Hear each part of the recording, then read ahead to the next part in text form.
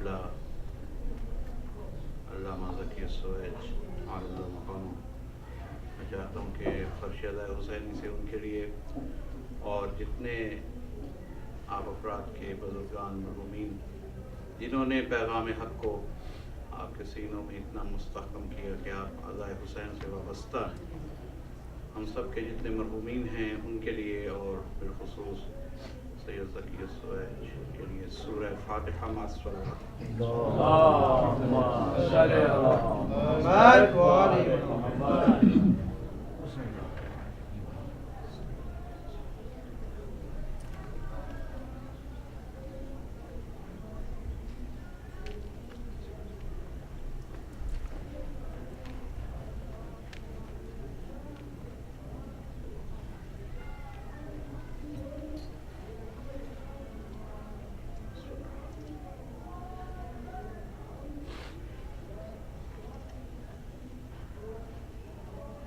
قبولیت مجلس کے لیے بآواز بلند صلوات۔ اللهم صل على محمد وآل محمد۔ بار دیگر ایک بار بآواز بلند صلوات۔ اللهم صل على محمد وآل محمد۔ اعوذ باللہ من الشیطان الرجیم، بسم اللہ الرحمن الرحیم، الحمد للہ الذی جعل الحمد مفتاحا لذکرہ والسبيلا إلى جنانه والسببا لزيادة إحسانه، والصلاة والسلام والتحية والإكرام على سيد أصل ما في الوجود، سر الله في كل موجود، نقطة دائرة الوجود، صاحب لواء الحمد والمقام المحمود، مولانا ومولى الثقلين جد الحسن والحسين أبي القاسم محمد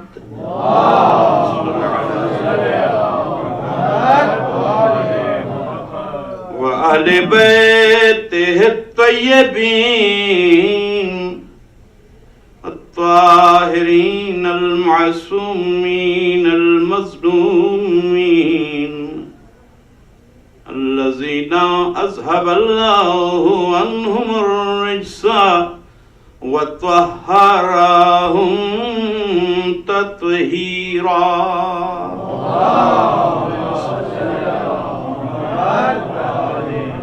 واللعنة الدائمة على أعدائهم أجمعين.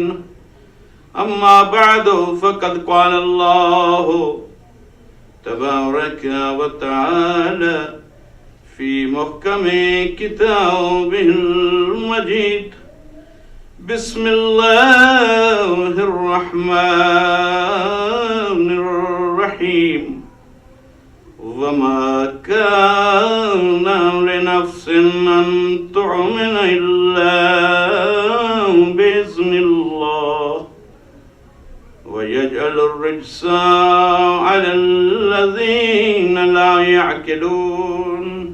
صلوات پر محمد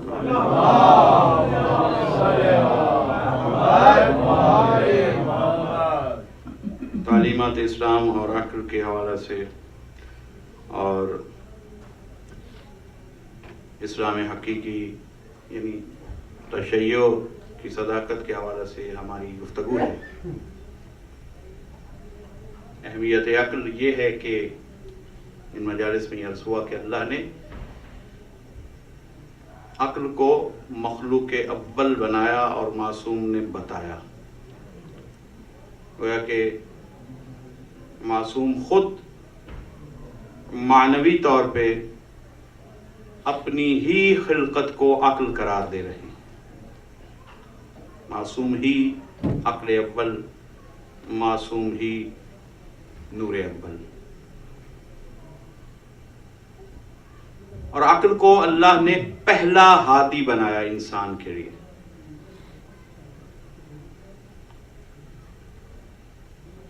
اس کے لیے گزارش یہ ہے کہ ہدایت کو کائنات میں دو طریقوں سے اللہ نے نافذ فرمایا. پیغام ہدایت کو، پروسیجر جو ہے کہ ہدایت کیسے جائے، دو طریقے ہیں اس کے، اور دونوں لازمی ہیں، ایک دوسرے کے ساتھ آپشنل نہیں ہیں. دو طریقوں سے اللہ نے دوہرے انداز سے ہدایت کو پہنچایا، کیوں کہنا چاہیے. ایک طریقے کا نام ہے ہدایت تکوینی، اور دوسرے طریقہ کا نام ہے ہدایت تشریعی.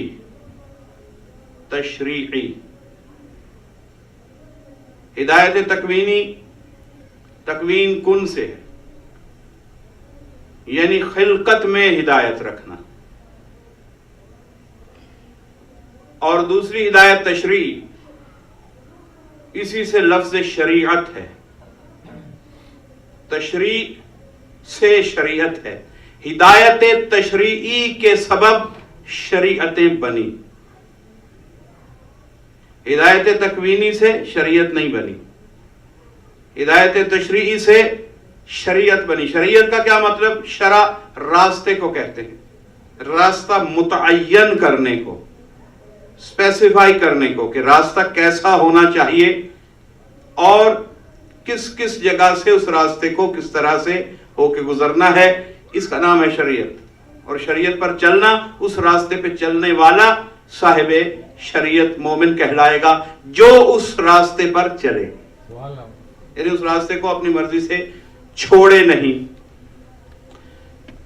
تکوینی ہدایت کیا ہے؟ خلقت میں اللہ نے ہدایت رکھی، اور یہ بات آپ کے اذہان عالی میں پیغام الہیہ کی کیفیت کے ساتھ، پیغام الہیہ کی سند کے ساتھ بٹھانے کے لیے میں آیت پڑھتا ہوں. صلوات پڑھیے محمد وعلى سورۃ اعلیٰ میں فرمایا کہ الذی خلق فسوی والذی قدر فہدی. یعنی دو مختصر آیتوں میں اللہ نے خلقت اور ہدایت کا نظام سمجھا دیا. یہ قرآن کریم کا معجزہ ہے. ہم برسوں کے لیکچرز میں مقصد نہیں پہنچا پاتے، یہ قرآن کی شان ہے. الذی خلق فسوی، اور پھر فرمایا والذی قدر فہدی. اللہ فرما رہا ہے کہ اللہ وہ ہے جس نے خلق کیا اور سنوارا، یعنی خلقت کے ساتھ ساتھ اس انداز سے خلق کیا کہ وہ بالکل سجی ہوئی سنوری ہوئی مخلوق ہو. یعنی اس کو احسن تکوین دی، اس کو اس کے کمال تک پہنچایا. یہ ہے فسوی. جب اس کو میں سنوار لوں، کئی مقامات پہ جہاں خلقت ہی، جہاں بھی خلقت کا ذکر کیا ساتھ فسوی بھی کہا. اور الذی خلق فسوی وہی ہے جس نے خلق کیا اور سنوارا، اور پھر فرمایا والذی قدر فہدی، اور پھر مقدر راستہ مقرر کر کے اس کو ہدایت بھی ساتھ ہی دی. یہ جو ہدایت ہے جو خلقت کے ساتھ ہے، گویا کہ مقدر بنا دی ہدایت، یہ ہدایت تکوینی ہے. اور ہدایت تکوینی کا محور اللہ نے عقل کو بنایا. یعنی جتنی عقلیں خلق کی یا ہو رہی ہیں یا ہوتی رہیں گی، اللہ نے اپنے منشور کا اعلان کر دیا کہ میں عقل کے اندر گویا کہ سافٹ ویئر ہدایت کی صورت میں ایک پیغام رکھ دیتا ہوں ہر عقل کے اندر.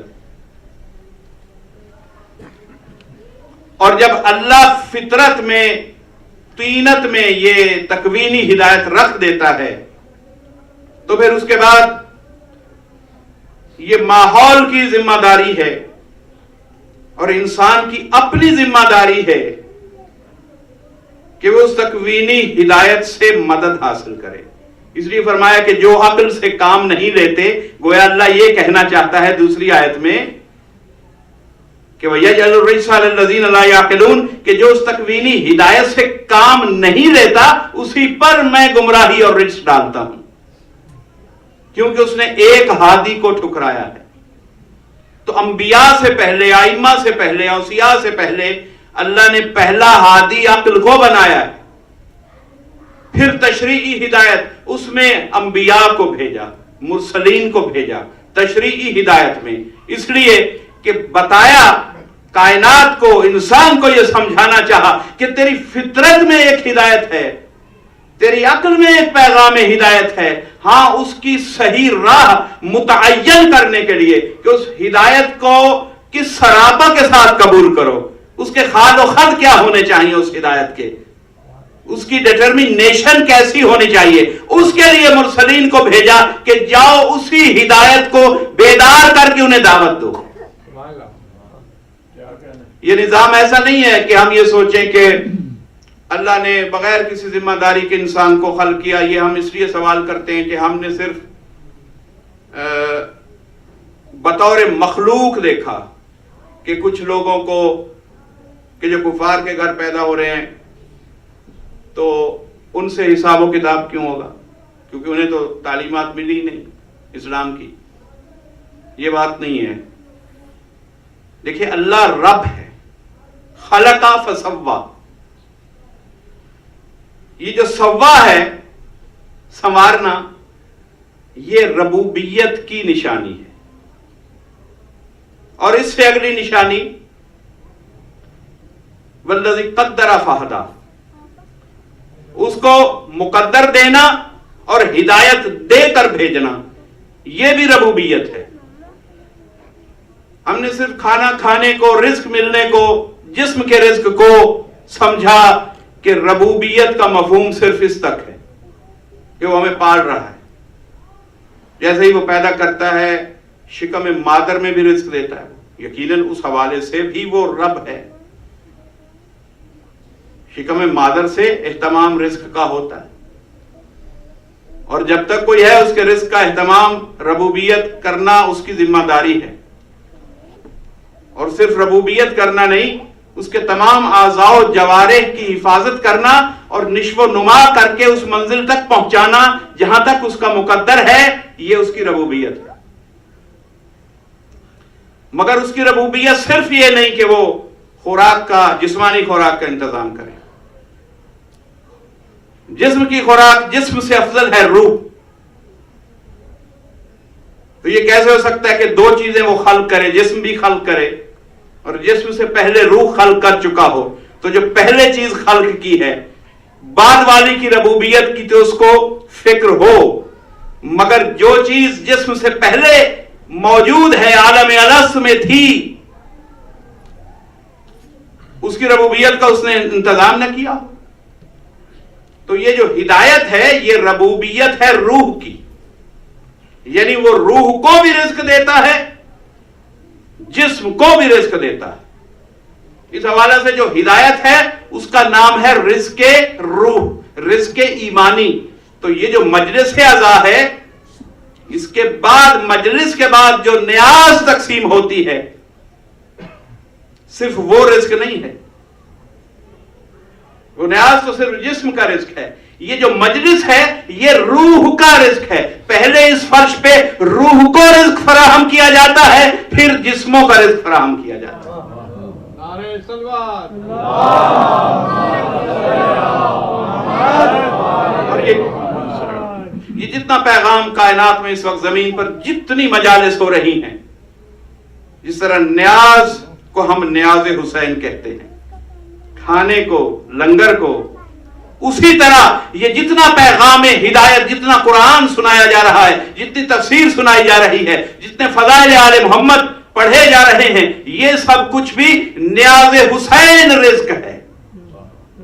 اور یہ حسین کا احسان ہے کہ اس نے تعلیمات کو اپنی نیاز بنا کے، روحوں کے لیے رزق بنا کے دنیا میں پھیلا دیا۔ ان رضا خانوں کے طفیل، تو روح کو بھی رزق ملا، اور روح کا رزق جو تھا ربوبیت کے سبب اس نے اہتمام کیا اس رزق کا، اس کا نام ہے ہدایت۔ اور اس رزق کو دو انداز سے، دو طریقوں سے ہر انسان تک پہنچاتا ہے۔ ایک عقلی طریقہ سے، تکوینی، اور دوسری تشریعی۔ اب جب کوئی عقلی ہدایت لے کر آتا ہے، اچھا اس پہ اگر کوئی اشتباہ ہو، میں نے آیت تو اس لیے پڑھی تھی کہ یقین میں یہ بات بدل جائے، یہ کوئی فلسفہ نہیں پیش کیا جا رہا، یہ آیت ہے، یہ اللہ کا پیغام ہے کہ میں خلق کرتا ہوں تو ہدایت ساتھ دیتا ہوں۔ صلوات پڑھ لیجئے محمد و آل محمد۔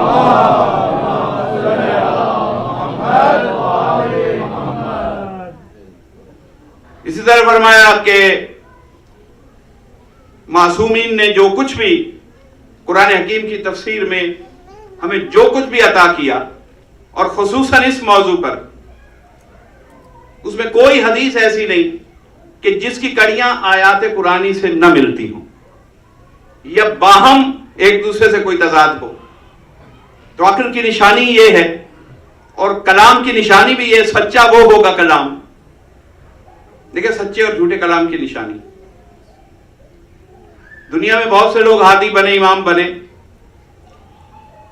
اور عالم اسلام میں 4 امام فقہ کے انہوں نے مانے، فقہ کے، جو غیر اہل البیت ہیں۔ اب اٹھائیے صرف 4 ہیں، اور تقریباً ایک ہی زمانے میں قریب قریب آئے، مگر ایک کی کوئی بات دوسرے سے نہیں ملتی۔ لیکن جو سچ ہوتا ہے، جو اللہ کی طرف سے آئے ہوں، وہ چاہے 1,24,000 ہو جائیں انبیاء کی صورت میں، اور 4 معصومین ہوں، 12 ائمہ ہوں، نہ زمانہ ایک ہوتا ہے، نہ علاقہ ایک ہوتا ہے، نہ زبان ایک ہوتی ہے، نہ حالات ایک جیسے ہوتے ہیں، لیکن جو پہلے کا پیغام تھا وہی آخری کا پیغام، نہ ان کے میسج میں فرق ہوتا ہے، اس لیے کہ ریسورس ایک ہے۔ تو نشانی کیا ہے؟ اللہ کے بھیجے ہوئے کی اور لوگوں کے بنائے ہوئے کی، کہ لوگ بنائیں گے تو 4 ہوں گے تو باتیں نہیں ملیں گی، 12 ہوں گے اللہ کے بنائے ہوئے تو چاہے 12 ہیں، نہ پیغام میں کوئی فرق، نہ شریعت میں کوئی فرق، نہ تعلیمات میں کوئی فرق، وہی حدیث ہیں، اور ہر حدیث کا مزاج قرآن پر تل رہا ہے، کیونکہ یہ حدیث بھی وما ینطق عن الہوی ان ہوا الا وحی یوحی کے مصداق کی زبان سے نکلی ہے، وہ بھی ماتحت وحی ہے۔ صلوات پڑھ لیجئے محمد۔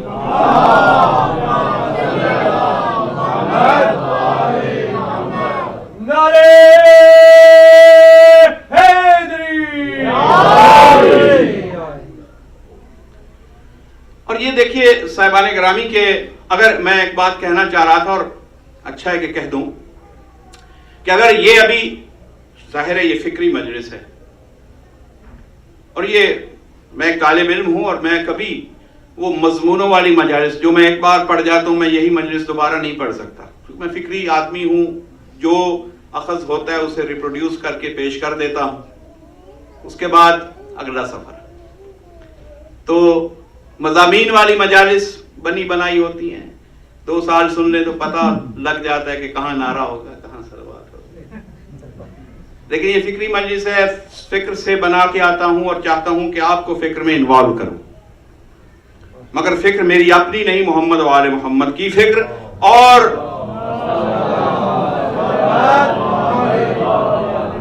اس کے ساتھ دعوت فکر تمام اذہان کو، تمام عالم اسلام کو، اس مجلس کے وسیلہ سے۔ دیکھیں اگر یہ ہمیں شک گزرے کہ، یعنی کہیں شک تو میں نہیں کہوں گا، کہ کہیں ایک خلا رہے اس پیغام کو سمجھنے میں رہ گیا ہو کہ فطری ہدایت کو جو میں نے جیسے کہا کہ چونکہ عالم الست میں اللہ نے قرآن حکیم میں کہا کہ میں نے تمام روحوں کو پشت آدم سے نکالا اور تمام ارواح کو جو قیامت تک ہیں، معلوم ہو کہ ارواح کی خلقت اس وقت سے ہے، روح کے حوالے سے ہم سب اس زمانے سے ہیں، اجسام کے لیے تعین ہے کس کا بیٹا کون ہوگا، کس نسل میں ہوگا، کس زمانے میں ہوگا، کس کی بیٹی کب ہوگی، تو یہ ایک نظام ہے قدرت کا۔ اللہ فرما رہا ہے کہ میں نے اس وقت عہد لے لیا تھا ہدایت کا تمام روحوں سے، قالوا بلا، اور سب نے اقرار کیا۔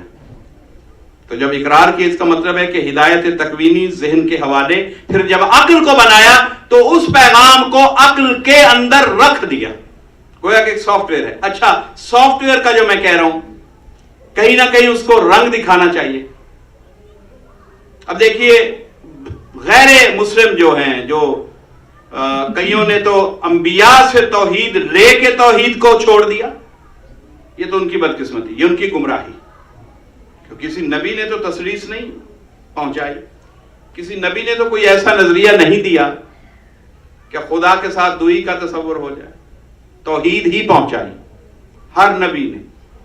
مگر بعد میں امتیں چونکہ کتابوں کو بدلتی رہیں، پیغامات کو بدلتی رہیں، تو حالت بد سے بدتر ہوتی گئی۔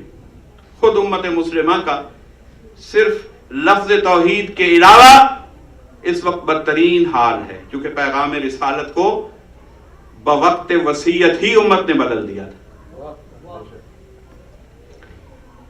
لیکن اگر یہ بات کہ تکوین میں کیا ہدایت دی، تو میں آپ سے آپ کبھی سوچیں اس پوائنٹ آف ویو سے کہ اسلام جہاں نبی آئے وہاں تو خیر تشریعی شخصیت آ رہی ہے۔ تشریعی کا لفظ اب آپ جان گئے، اس کا کوئی انگلش ٹرانسلیشن تو، کیونکہ یہ ٹرمنالوجی ہے اسپیشل قرآن حکیم کی، تشریع اور تکوین، اور وہ کن سے ہے، اور کن کو بھی ہم ٹرانسلیٹ نہیں کر سکتے،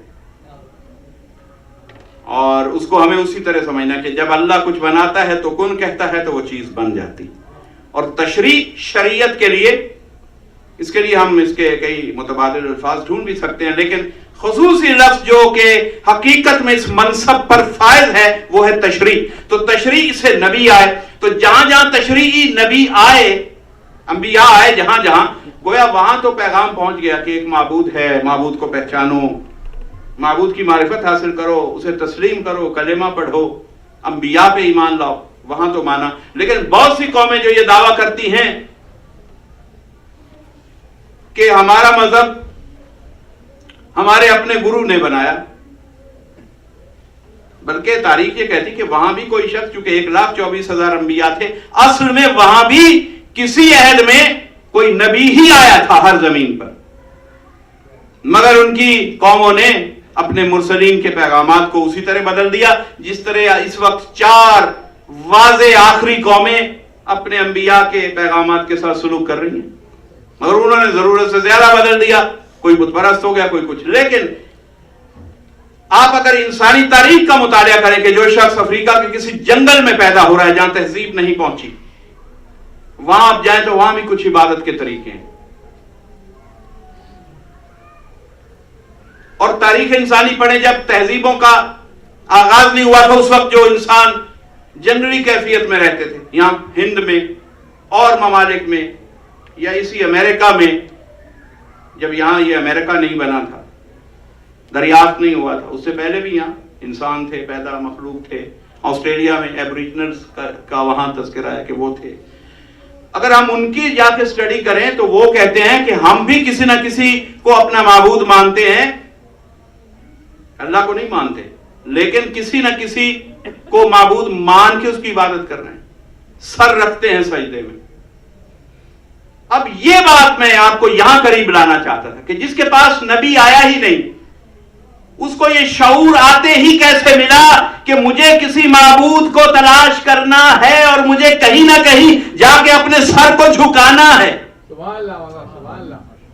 یعنی جو انسان بھی چاہے جتنا بھٹکا ہوا ہے، جس ویرانے میں ہے، کسی نہ کسی کے ساتھ بطور عبد اپنی ذات کو وابستہ کرنا چاہتا ہے، تو یہ تصور، یہ موومنٹ، یہ کیا اسے کہنا چاہیے، رجحان انسان میں کہاں سے آیا کہ جس کے پاس تو کوئی بندہ ایسا آیا بھی نہیں کہ بتائے کہ بھائی اگر تم آئے ہو تو ایک اللہ ہے جس نے کائنات، نہیں، اللہ کو بھی نہیں جانتا، لیکن اس کی جبلت اسے بار بار مجبور کرتی ہے کہ کوئی ہے جو تیرا معبود ہے، یہ جو کوئی ہے جو تیرا معبود ہے، یہ وہ ہدایت تکوینی ہے جو ہر انسان کی عقل میں موجود ہے اور اس کو بار بار شیک کرتی ہے کہ اٹھ اور معبود کی راہ میں جہاد کر، تلاش کر معبود کو، مگر یہ اس کی بدبختی ہے کہ اس کی ڈائریکشن بدل جاتی ہے، شیطان گمراہ کرتا ہے، کہیں معاشرہ گمراہ کرتا ہے،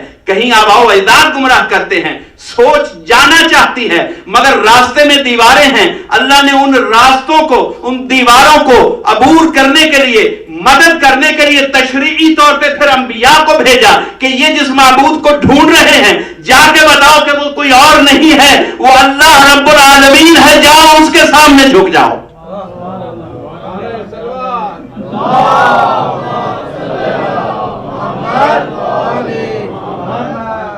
تو اب جو اپنے سے پست کو جھکے گا اسے سزا ہے، چونکہ ایک عزت دی ہے عقل انسانی کو، ایک حمیت ہے انسان کی، ریسپیکٹ ہے ایک ہیومن بینگ کی، تو جو اس ریسپیکٹ کے لیول سے نیچے اللہ نے اشرف المخلوق بنایا وہ پتھر کو جھک رہا ہے، وہ حیوان کو سجدہ کرے، وہ ایک درخت کے سامنے جا کے جھک جائے، وہ آتش کے ایک شعلے کا طواف کرے، تو جب بلند ہو کے پست کو جھکے گا تو چونکہ ناموس انسانیت برباد کر رہا ہے اس لیے سزا پائے گا، اور جو اپنی پستی کو پہچان کے ان سے بلند ہے مگر ابھی بہت سی ہستیاں ایسی ہیں جن سے پست ہے، اگر ان کو پہچان کے ان کے دروازے پہ پہنچ جائے اور ان کے وسیلے سے معبود سے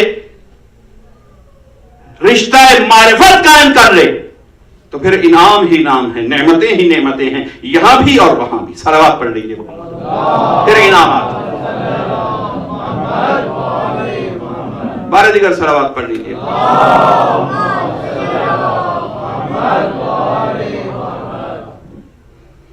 تو یہ نظام دیکھیے، اللہ نے یہ ہدایت ایسے دی، پورا جسم ہدایت میں، ہدایت پر فائدہ، صرف عقل نہیں، کیونکہ عقل جو ہے اور میڈیکلی بھی وہ گلینڈز، وہ ہارمونز، عقل بیٹھ کے پیچوٹری ہے، سب کچھ ہے، وہ کنٹرول کر رہا ہے پورے جسم کے نظام کو، حتیٰ کہ کارڈیک جو پلپیٹیشن ہے وہ بھی ماتحت نظام عقل ہے، برین نہ رہے تو وہ کولیپس ہو جائے سب کچھ۔ تو یہ کیا ہے، میں ایک اور مثال کہ صرف عقل تک ہدایت نہیں ہے، اللہ نے ہر چیز کو اس کے کام کو پہچاننے کی ہدایت دی ہے۔ اشجار کو بھی ایک ہدایت ہے، بیج سے لے کر ثمر تک اور پھر بیج تک، یہ ہدایت پہ سفر۔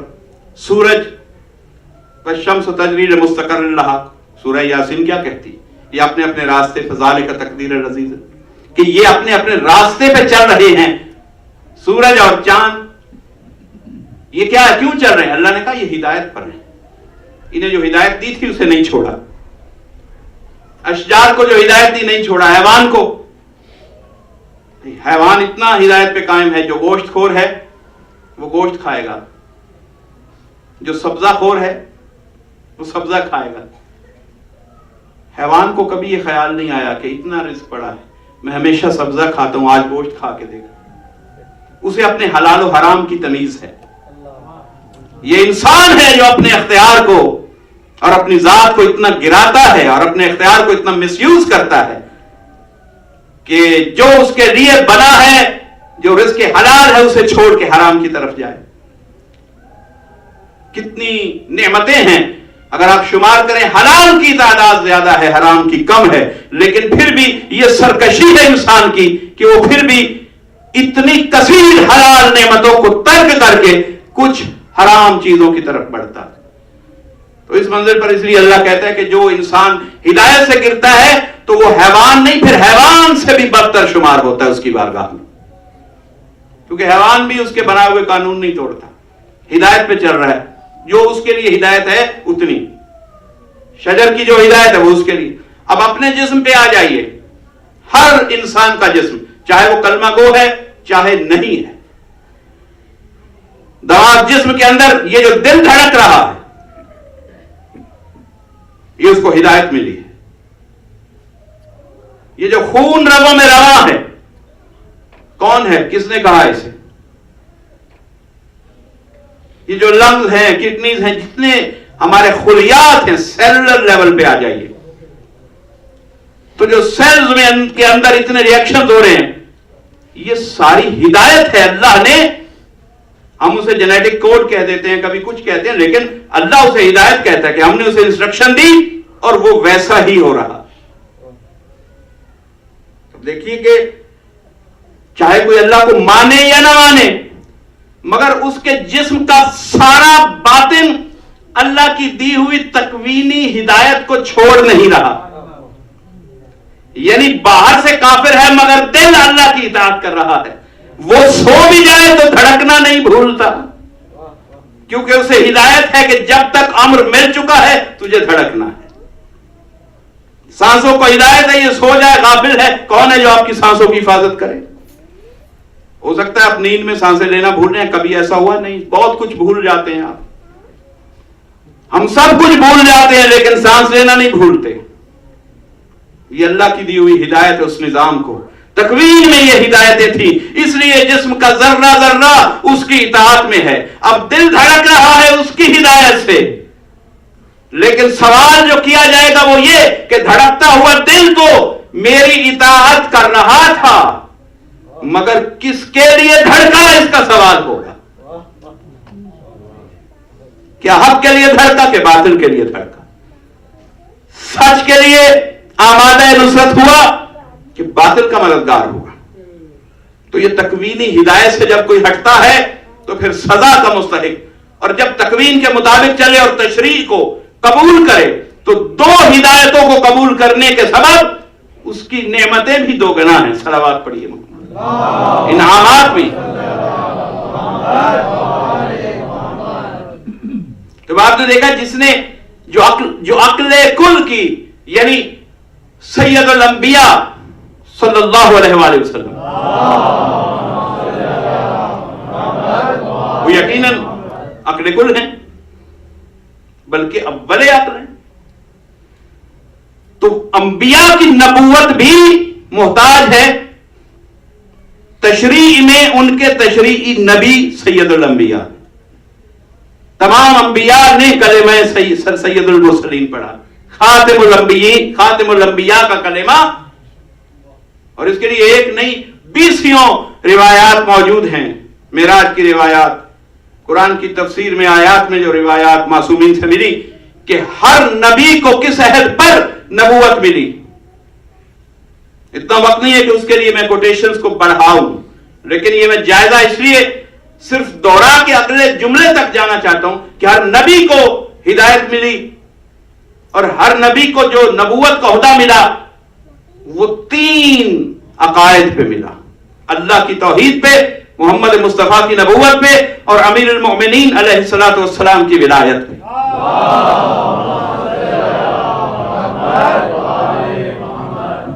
مکتب اہل البیت کی تمام کتابوں میں، حتیٰ کہ برادران اہل سنت کی بھی کچھ کتابوں میں یہی روایات ہیں جو پیغمبر سے مروی ہیں اور ائمہ معصومین سے روایت ہیں کہ یہ 3 سوال تھے اور یہی حجت تھے پوری انسانیت پر۔ تو جو وہ ہستی کہ تمام مرسلین اس کا کلمہ پڑھ کے صاحب نبوت بنے،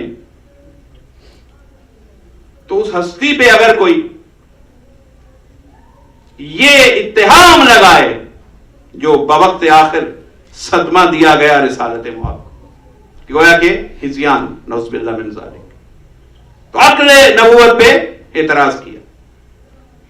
تو میں اس پر کئی زاویوں سے گفتگو کرتا رہتا ہوں کہ ناراض بہاروں سے دو مختلف موقع تاریخ کے اکٹھے کر رہا ہوں، ذرا سوچ لیجئے گا۔ ناراض بہاروں سے چمن مانگ رہے ہیں، روٹھے ہوئے سورج سے کرن مانگ رہے ہیں، جو لوگ پیغمبر کو قلم تک نہیں دیتے، کس منہ سے وہ تحریر حسن مانگ رہے ہیں؟ حسن سے کہہ رہے ہیں کہ لکھ کر دے دیجئے، قبر میں لے جائیں گے۔ بھئی جب قلم اس نے مانگا تھا نانا نے اس وقت دے دیتے نا، اس کی تحریر لے جاتے۔ آج حسن سے تحریر ماننا پڑا کہ قضا دینی پڑے گی۔ صلوات پڑھیے محمد۔ اور حضور یہ ایسا صدمہ ہے، اس کو میں اکثر اس پر بات کرتا ہوں کہ یہ قلب رسول پر عالم نور کی طرف واپس جاتے ہوئے جو سب سے بڑا صدمہ ہے، اور جو صدمہ حقیقت میں سیدہ کا سب سے بڑا دکھ تھا، وہ یہی تھا۔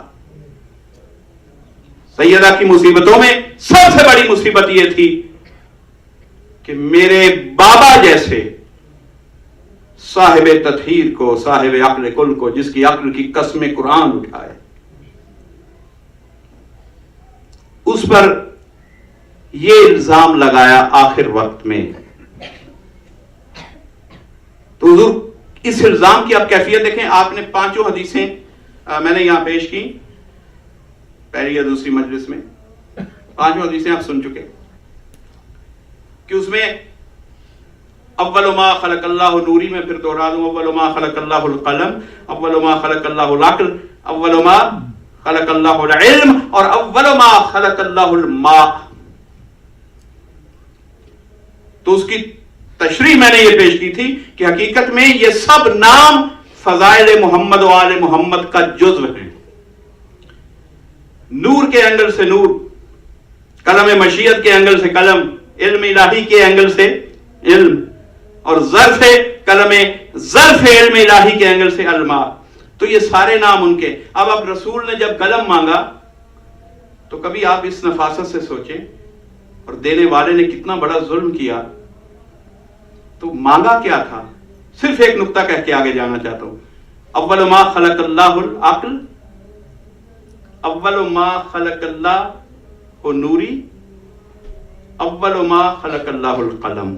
قلم بھی رسول، عقل بھی رسول، نور بھی رسول۔ تو رسول نے اپنے ہی وجود کا دوسرا رخ مانگا تھا، اور کم بخت نے اٹھ کے ایسی توہین کی کہ رسول ہی کے اپنے وجود کا گویا کہ انکار کیا۔ رسول نے کسی کا حصہ نہیں مانگا تھا، اپنا ہی حق مانگا تھا۔ وہی قلم ہے، وہی علم ہے، وہی نور ہے، وہی عقل ہے، اور الزام پھر عقل پہ رکھا۔ صلوات پڑھ لیجئے محمد والے۔ تو یہ جب ہدایت تشریعی سے کوئی بھٹکتا ہے تو پھر اللہ کہتا ہے کہ میں عقل پہ رجس ایسا ڈالتا ہوں کہ پھر توفیق سلب ہو جاتی ہے، پھر ہدایت نہیں ملتی، پھر وہ تکوینی ہدایت کام نہیں آتی، کیونکہ اس نے تشریح والے کو چھوڑا۔ اب ہدایت تھی کیا؟ اسلام ہے کیا؟ کہ اللہ نے نظام عدل ایسا بنایا کہ ڈیوٹیز کو بانٹا، مخلوق کو کام بانٹ کے دیے، کچھ کام خالق کے، کچھ کام مخلوق کے۔ اب وہ جو خالق کا کام اپنے ہاتھ میں لینا چاہے، گویا وہ اللہ کے نظام سے بغاوت کر رہا ہے، اور جو اپنے کام کو چھوڑ دے وہ بھی باغی۔ اللہ نہیں چاہتا کہ اس تقسیم میں، دیکھیے اس کو میں تھوڑا سا آسان کر دوں کہ تقسیم اللہ نے نظام اعتدال، جب دین کا نظام عقل بنایا تو عقل کے ماتحت نظام کو بانٹا تاکہ انسان کو عقلی طور پہ سمجھ میں آئے میرا نظام۔ اچھا وہ یہ کیا ہے؟ اللہ نے کہا کہ دین بناتا ہے اللہ، دین بنانے کا حق اللہ کو ہے، دین پر چلنے کا حق مخلوق کو ہے۔ معبود کون ہے یہ سمجھانا بتانا اللہ کی ذمہ داری ہے، معبود کو ماننا مخلوق کی ذمہ داری۔ رسول کون ہوگا مخلوق نہیں چنے گی، اللہ استفا فرمائے گا، چنے گا، مخلوق اپنا نبی نہیں چن سکتی، مخلوق اس نبی کو تسلیم کرے۔ اب ذمہ داریاں بڑھتی ہوئی نظر آ رہی ہیں۔ دین سارے کا سارے دین کے تمام اجزاء پہ بنانے کا اختیار اللہ کے پاس۔ معبود کون؟ اللہ بتائے۔ رسول کون؟ اللہ بنائے۔ امام کون؟ اللہ بنائے۔ مخلوق کو حق نہیں ہے کہ امام بنائے، اللہ بنائے گا یوم قیامت. کیا علم بھی اللہ کے پاس، بنائے گا بھی وہی، لائے گا بھی وہی، مخلوق صرف ایمان رکھے کہ آنے والی ہے. تو کوئی چیز جو اللہ کے حصے کی ہے، جسے اللہ نے اپنے ہاتھ میں رکھا، اگر مخلوق کوئی اپنے ہاتھ میں لینا چاہے تو وہی اللہ کے نظام کی باغی. بھئی یہ نظام بھی کہ ہادی کو مخلوق نہیں بنائے گی، اللہ بنائے گا، یہ نظام بھی مطابق عقل ہے. دیکھیے اس لیے ہم کہتے ہیں کہ اگر تو دین صحابہ نے بنایا ہوتا، یعنی مسلمانوں نے بنایا ہوتا، تو ہادی دین بھی رسول کے بعد بنانے کا حق مسلمانوں کو تھا. اور اگر دین اللہ نے بنایا ہے تو پھر ہادی دین، امام دین، خلیفہ دین بنانے کا حق بھی اللہ ہی کو ہے. اور اس کی دنیا میں بھی انسان اسی نظام کو فالو کرتے ہیں. دیکھیے یہ ہر ملک میں، ہر ادارے میں، تمام زمینوں میں ادارے بنتے ہیں، تعلیمی ادارے بنتے ہیں، اسکول، کالجز، یونیورسٹیز. اچھا ادارہ جو ہے، حکومت ہو یا کوئی پرائیویٹ ادارہ، وہ سکول بناتے ہیں، یونیورسٹی بناتے ہیں، اور طالب علموں کا کام کیا ہے کہ وہ صرف آ کے علم حاصل کریں اور عمل کریں اس پر. یعنی طالب علم کی ذمہ داری نہیں ہے کہ وہ سکول بنائے، طالب علم کی ذمہ داری نہیں کہ وہ استاد کو الیکٹ کرے، طالب علم کی ذمہ داری نہیں کہ وہ سلیبس متعین کرے. طالب علموں کو حق نہیں ہے کہ وہ یہ چیزیں بنائیں، وہ ان کو نہیں بنا سکتے. وہ ادارہ جو تعلیم دینے کا اعلان کر رہا ہے، جو ذمہ داری لے رہا ہے تعلیم دینے کی، یہ اس ادارے کی ذمہ داری ہے کہ وہ سکول بنا کے دے، وہ سلیبس کو بنا کے نافذ کرے، وہ اپنے کرائیٹیریا سے اساتذہ کو مقرر کرے. اور طالب علم، یہاں اگر کوئی طالب علم کہے کہ نہیں ہم اپنا استاد خود الیکٹ کریں گے، تو کوئی ادارہ حق نہیں دیتا.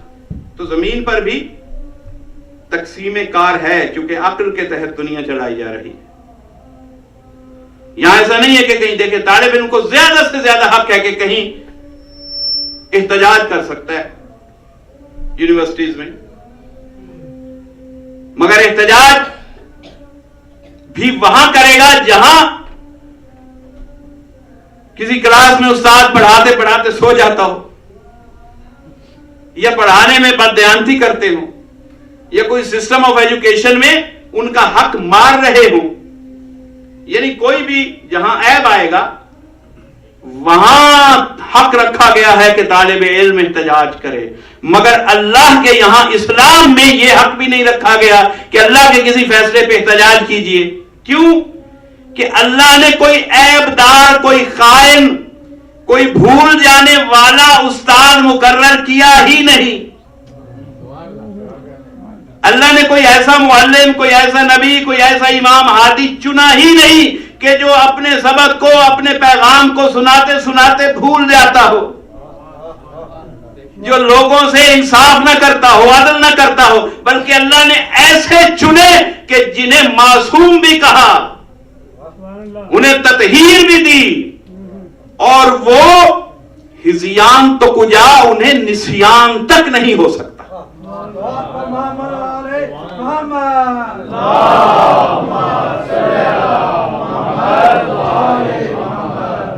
تو امام جو ہے وہ ایسا ہونا چاہیے کہ جس میں وہ تمام اوصاف ہونے چاہیے کہ جو اللہ کے مقرر کردہ میں ہوں. وہ اپنے پہلے خطبے میں یہ نہ کہے کہ اے لوگوں دیکھو میں اس ممبر پہ بیٹھ تو گیا، لیکن اگر کبھی مجھے ٹیڑھا دیکھو تو مجھے سیدھا کر دینا. تو یہ جبر مشیت ہے. اللہ نے پہلے ہی دن انکشاف حقیقت کروا دیا اسی کی زبان سے. صلوات پڑھیں.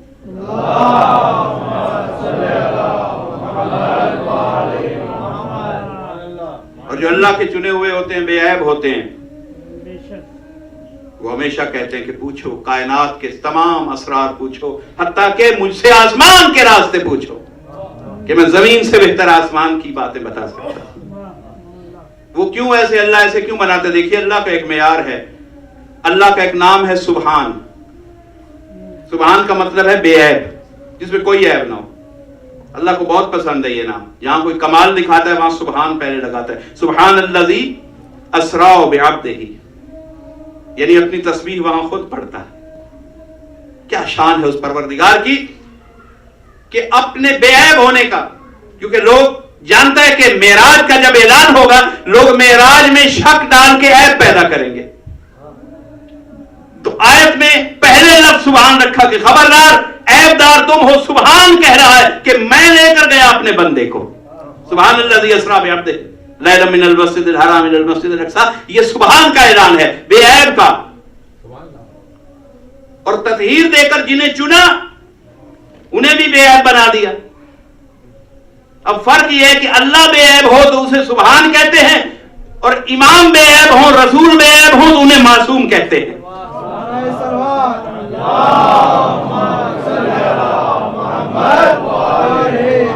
تو بے عیب کا کرائٹیریا یہ ہے کہ جسے چنے گا بے عیب. انسان اگر کوئی چیز بنائے تو عیب آہستہ آہستہ ختم کرتا ہے. پہلے جو بناتا ہے وہ پر عیب چیز ہوتی ہے. ایک تصویر بنانے والا پہلی تصویر میں کئی عیب ہوں گے. میں صرف ایک تصویر بنانے والے کی بات نہیں کر رہا، ساری چیزوں کو آپ دیکھ لیجئے. ایک ڈاکٹر پہلے مریض کو دیکھے گا کئی اس میں لغزشیں ہوں گی اس کے نسخہ میں، لیکن جب وہ 1 سال کے بعد 2 سال کے بعد تصویر بنائے، نسخہ لکھے، کچھ بھی کرے، اس میں اتنا ایوولوشن ہو چکا ہوگا. پتا چلا کہ انسان عیب سے آہستہ آہستہ نکل کے قدرے بے عیب ہوتا ہے. لیکن یہ وہ ہے کہ جس نے اول مخلوق نور محمد و آل محمد بنایا اور ایسا بنایا کہ خود سبحان تھا تو اسے معصوم بنا دیا. یہ اس کی تخلیق ہے. انسانی شاہکار وقت کے بعد اپنے عیب دور کرتا ہے. خالق جو ہے اس کی اول مخلوق سب سے زیادہ بے عیب. وہ سیکھ کر نہیں بناتا. تو جو سیکھ کر بناتا نہیں تو جو بنے ہیں کیا وہ سیکھ کر عالم بنیں گے؟ سیکھنا سیکھ کر عالم بننا یہ خود عیب ہے. سیکھنے کا مطلب ہے کہ پہلے نہ تھا. تو کیسا عادی کہ جو آہستہ آہستہ خود ترقی کرے تو وہ قوم کا کیا حال کرے گا. صلوات پڑھیے. اسی لیے پڑھا ہوا وہاں سے پڑھا ہوا ہادی بھیجتا ہے. قرآن کی آیتوں کی طرح نکھرا ہوا ہادی آتا ہے. اس لیے جو امام وہ بناتا ہے، ہاں امت کو امام بنانے کا آپ اس نے اپنے پاس رکھا، نبی بنانے کا اپنے پاس رکھا. دنیا نے آدھا دین اللہ سے لے لیا، اب تھک گئے ہیں بھائی. اللہ مان لیا بہت ہے، اب رسول منوا لیا، چلو یہ کیا. اب اس کے بعد امامت کا سلسلہ بھی اللہ ہی سے نہیں، بس اب ہم خود فیصلہ کریں گے. اسی زمین پہ سقیفہ بنا لیا، غدیر کو چھوڑ دیا. صلوات پڑھیے.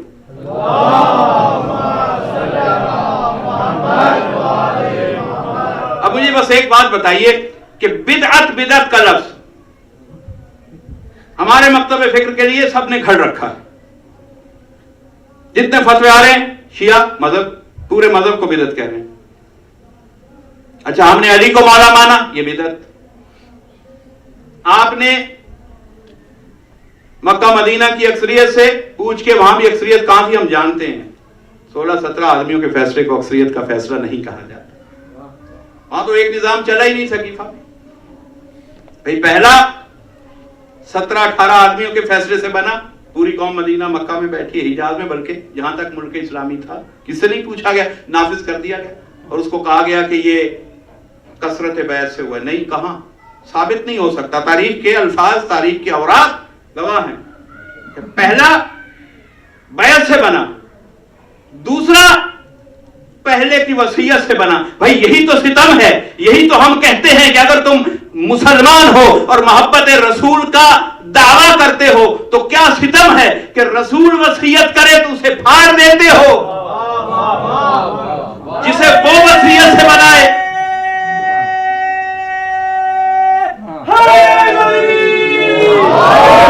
وہ وصیت سے بنا جائے تو اعتراض ہوتا ہے، اور اگر کوئی بعد والا تم جیسا وصیت کر جائے تو اسے نافذ کر لیتے ہو. یہی تو خاکی دین ہے. نوری دین کو سمجھا ہی نہیں گیا, تکوینی دین کو لیا ہی نہیں گیا, تشریعی ہدایت کو سمجھا ہی نہیں گیا. بس جو کچھ نفس نے فیصلہ کر دیا اسی کو دین سمجھا.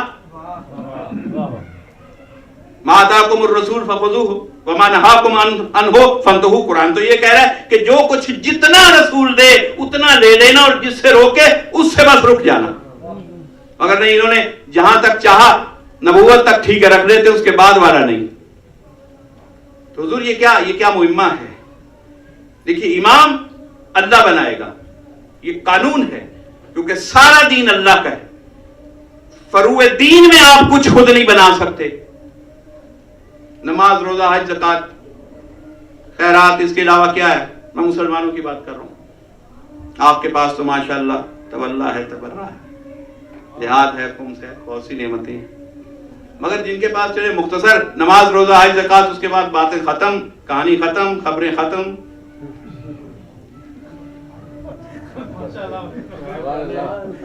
تو خبریں ختم ہو گئی تو پھر کیا کیا جائے. بھئی آپ ادھر تو ترقی کر رہے ہیں اصول میں, خلیفے آج تک نہیں ختم ہو رہے. یعنی نبوت کے بعد اصول میں تو بہت ترقی ہے, فروع میں کوئی نیا پیدا کر لیجئے گا. پتہ چلا کہ فروع میں نہیں. ہم نے کہا کہ کہنے لگے کہ نہیں, امام کثرت امت کے فیصلے سے ہونا چاہیے چناؤ, خلیفہ. اچھا, ہم نے کہا کہ اب ٹھیک ہے, علی کو تم نے نہیں لیا چونکہ اکثریت نہیں چاہتی, لوگوں نے نہیں چاہا علی اس لیے نہیں بنے. یہ میں دین عقل کی بات کر رہا ہوں. اب عقل کو چیلنج ہے یہ بات. اب زمانہ بلک رہا ہے, پورا زمانہ. غیر مسلم بھی کہہ رہے ہیں کہ ایک غیب سے کسی رہنما کے آنے کا انتظار. مسلمان بھی کہہ رہے ہیں کہ امام مہدی نے آنا ہے. صرف مکتب شیعہ نہیں کہہ رہا, پوری انسانیت, سارے مسلمان امام مہدی کے عقیدہ سے کوئی انکار نہیں کرتا. یہ فرق ہے, کوئی کہتا ہے کہ ابھی پیدا ہوں گے, اور ہمارا عقیدہ ہے کہ حجت ابن الحسن صلوات اللہ علیہ ان کی غیبت پر بھی ایمان. لیکن ہم یہ کہتے ہیں کہ بھائی آپ کے پاس اتنے علماء ہیں, اتنے امام کعبہ ہیں, اتنی دولت ہے, سب کچھ ہے, مسلمانوں کے حالات سنوارو. کسی موقع پہ ابھی حج گزرا ہے, چلیں اس دفعہ لیٹ ہو گئے, اگلے سال پھر حج آ رہا. تو آپ نے یہ طے کیا کہ جو امام مہدی ہوگا وہ پوری انسانیت کے مسائل حل کر دے گا. اس پہ سب کا ایمان. تو ایسا کرو نا کہ مسلمانوں کو چاہیے کہ حج پہ مل کے اس حج سے فائدہ اٹھائیں. اور اگر وہاں اچھا نہیں لگ رہا تو رائے ونڈ میں جو آپ کا دوسرا حج ہو رہا ہے وہاں چلے جائیے. جہاں آپ اتنی تعداد میں کہتے ہیں کہ حج کے بعد بڑا اجتماع, تو وہاں جمع ہو جائیے, اور مل کے امت کی رائے سے. اتنی زیادہ امت تو رسول نے بھی ابھی نہیں دیکھی تھی اپنے زمانے میں. اتنی امت وہاں جمع ہوتی ہے, مل کر تمام ریسورسز کو استعمال کرتے ہوئے ایک امام مہدی چن لیجئے, اور اسے کہیے کہ آپ امام مہدی ہیں, جائیے بیٹھیے امت کے مسائل حل کیجئے. تو ساری امت کیا کہے گی؟ نہیں نہیں نہیں نہیں, یہ کیا کہہ رہے ہیں آپ. امام جو ہے امام مہدی وہ امت نہیں بنائے گی, وہ لوگ نہیں بنائیں گے, وہ اللہ کی طرف سے بن کے آئے گا. تو بھائی ہم تو یہی کہہ رہے ہیں ہر منزل سے کہ اگر آخری اللہ کی طرف سے بن کے آئے گا تو ہم تو کہہ رہے ہیں کہ پہلے سے مان لو کہ پہلے سے لے کر آخری تک ہر امام اللہ کی طرف سے بن کے آنا چاہیے.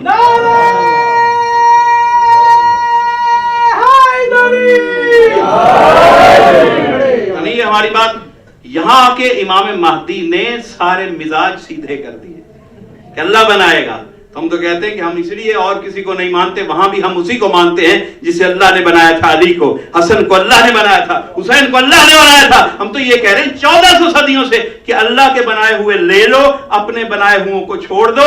اللہ کے بنائے ہوئے لوگے تو غدیر مانا جائے گا, اور اپنے بنائے ہوئے لوگ کہنے لگے جی نہیں یہ بدعت تو شیعہ کرتے ہیں. بھائی بدعت کیا ہے؟ جو چیز رسول کے بعد کوئی ایجاد کرے. تو اب مجھے آپ سوچ کے ساری امت ایک بات کا صرف ایک سوال کر رہا ہوں اور اس کے بعد ربط مسائل حاصل کرتا ہوں. صرف ایک بات کا جواب دے دے امت مجھے کہ دو چیزیں، ایک ہے غدیر، ایک ہے سقیفہ. غدیر ہوا رسول کے زمانے میں، سقیفہ ہوا رسول کے بعد. اب بتائیے غدیر والے بدعت پہ ہیں یا سقیفہ والے بدعت پہ ہیں؟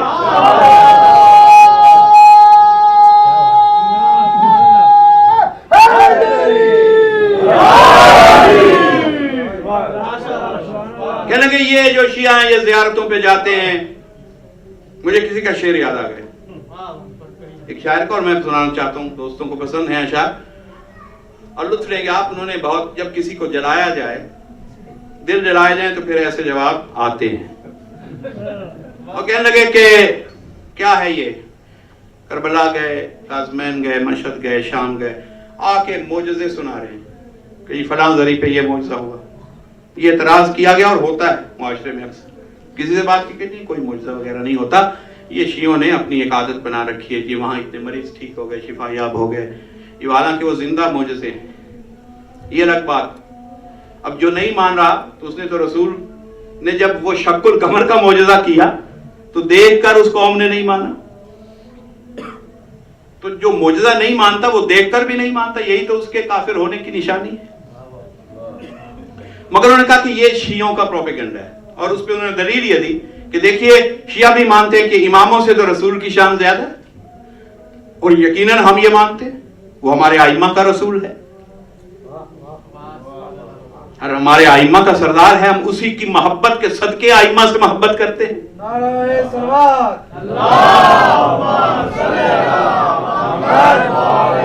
تو کہتے ہیں کہ پہلے اس کی شان پہچان لو تاکہ پست لوگوں کو اس کے مقام پہ نہ بٹھاؤ. ہم تو معرفت رسول کے سبب علی کو وہاں لے کر جاتے ہیں، کیونکہ رسول کے منبر پہ اور اس لائق نظر کوئی نہیں آتا علی کے سوا کہ جو اس مقام پہ قدم رکھ سکے. تو کہنے لگے کہ دیکھیے رسول کے مقام کو ہم مانتے ہیں، شیعہ بھی مانتے ہیں. کربلا اور قازمین کے ہر وقت سناتے ہیں یہ معجزے. حالانکہ اگر معجزے ہونے ہوتے تو رسول کی قبر پر ہوتے، وہاں تو کبھی معجزہ نہیں ہوا. اب وہ انڈیا کے کوئی شاعر ہیں، میں نام بھی نہیں جانتا، لیکن ان کا کلام جو ہے وہ مولا نے ایسا منتخب کیا کہ وہ ہوا کی لہروں پہ اڑتا ہوا ہم تک آ پہنچا، اور وہ میں آپ تک پہنچا رہا ہوں. انہوں نے اس کا جواب لکھا کہ، اور کیا عظیم جواب لکھا، اور یہی جواب ہے.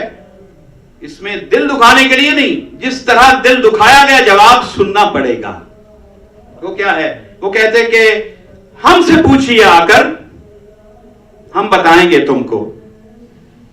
کہنے کہ رسول کی قبر پہ تو معجزے نہیں ہوتے اور ادھر ہوتے ہیں، یہ کیا چکر ہے؟ تو انہوں نے کہا ہم سے پوچھئے آ کر، ہم بتائیں گے تم کو کیا سبب ہے، کیوں آخر کس لیے نہیں ہوتے.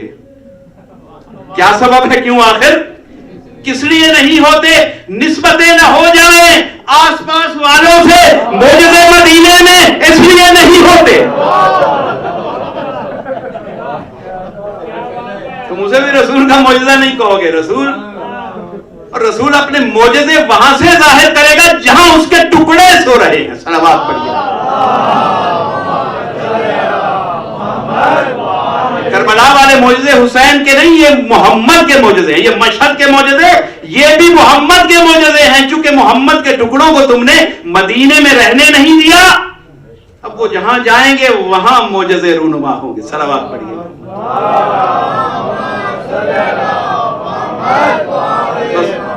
آزاداران حسین.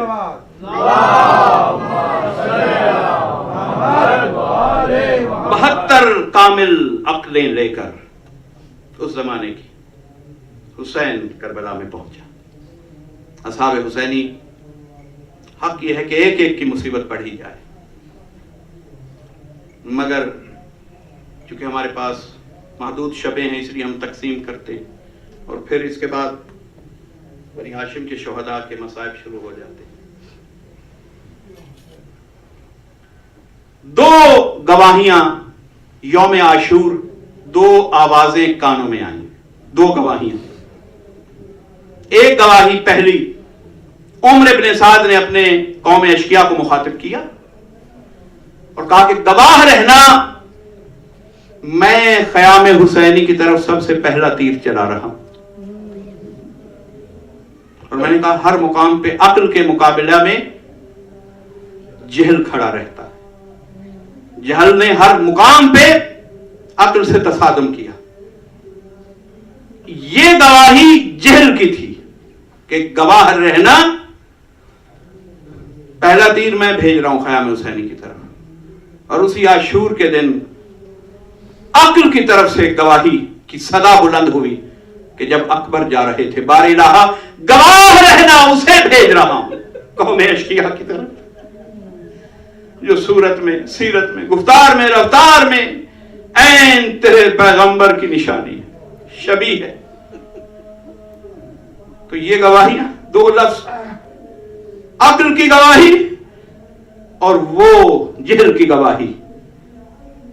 اور پھر اس نے جب لشکر کو صبح عاشور پہلا حملہ کیا, کیا فیصلہ ہوا کہ خیام حسینی کی طرف تیر چلاؤ.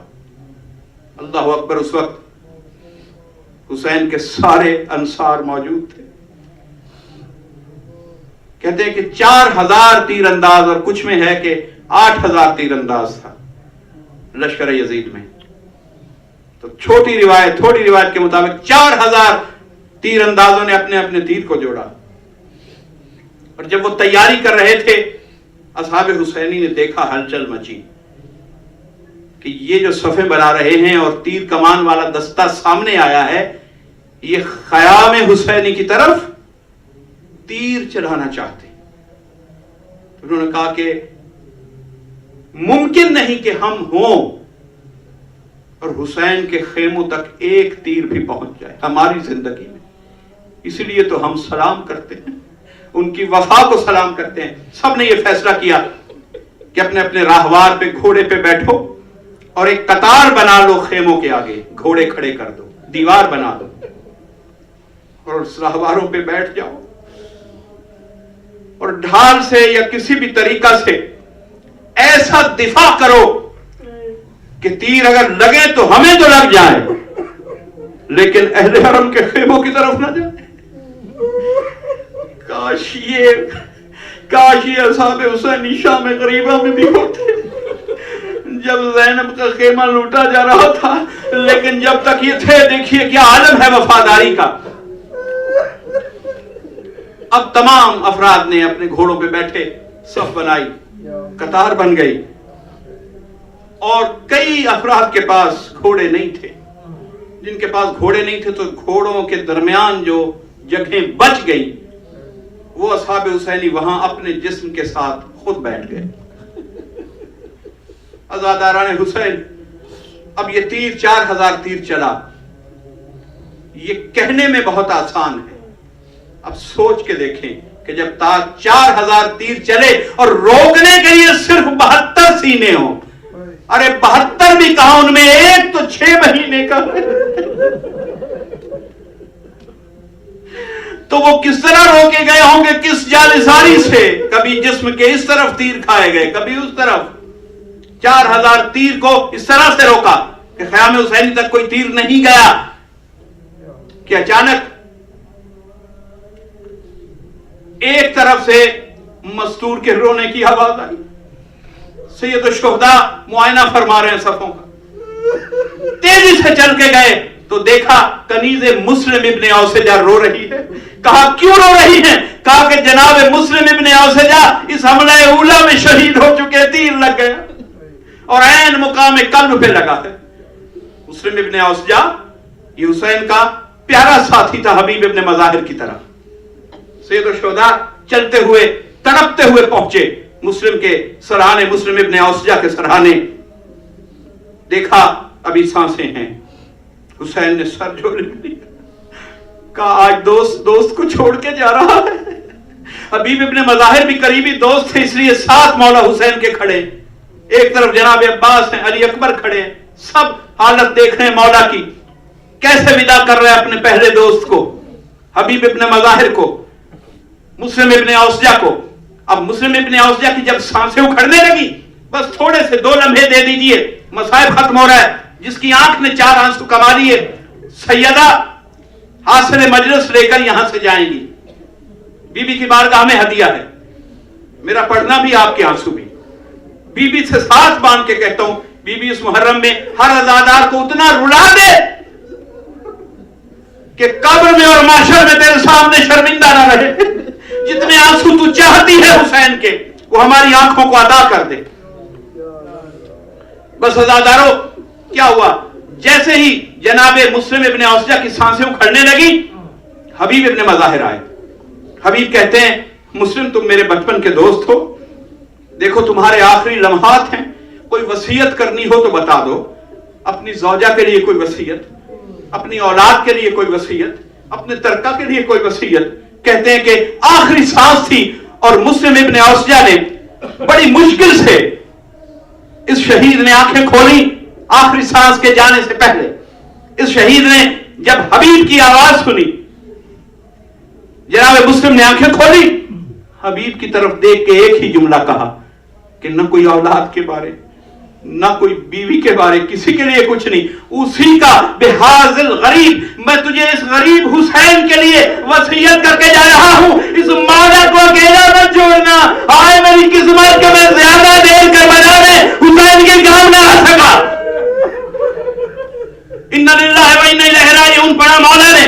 उठे, गमगीन अंदाज में चल रहे हैं, जाके अहले हरम को बताएं कि मेरा एक साथी विदा हो गया। कि एक खेमे से एक 8, 9 या 10 बरस का एक बच्चा, तलवार लटक रही है, जमीन पे खत खींच रही है, मक्तल की तरफ दौड़ा जा रहा है। अंसार से कहा कि देखो कौन सा बच्चा है, क्यों जा रहा है मक्तल में। अंसार गए, बच्चे को पकड़ा, लेकर आए सैयद शुहदा के पास। कहा कि मुस्लिम इब्ने औसजा का बेटा है, मुस्लिम इब्ने औसजा का बेटा है। कहा मौला ने, ए बेटा भी तुझ पे जिहाद साकित है, तू बालिग नहीं है, तू क्यों जा रहा है, किधर जा रहा है मक्तल में। कहा मौला मैं आपकी नुसरत के लिए जा रहा हूं। कहा बेटा क्या तू इस उम्र में मेरी नुसरत के लिए तैयार है? कहते हैं कि आपने मेरे बाबा की वो वसीयत नहीं सुनी जब मेरे बाबा जनाबे हबीब से कह रहे थे, उसी का बिहार गरीब मैं भी सुन रहा था, मुझ पे वाजिब है पहले अपने बाबा की वसीयत पे अमल करूं। मैं आपकी नुसरत के लिए जाना चाहता हूं। अला लानतुल्लाह अलल कौम सालिहीन।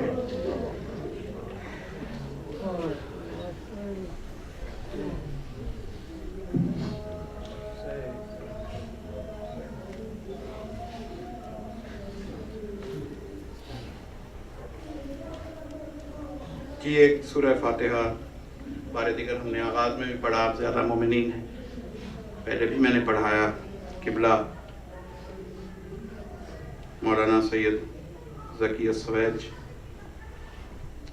साजिद चौधरी साहब, हाजी गुलाम अली, इन लोगों की जिस हवाले से भी ये सज़ादारी की सफ बिछाने में मेहनत शामिल है, उनके मरहूमीन के लिए और इन शख्सियात के लिए इल्तमास से सूरह फातिहा।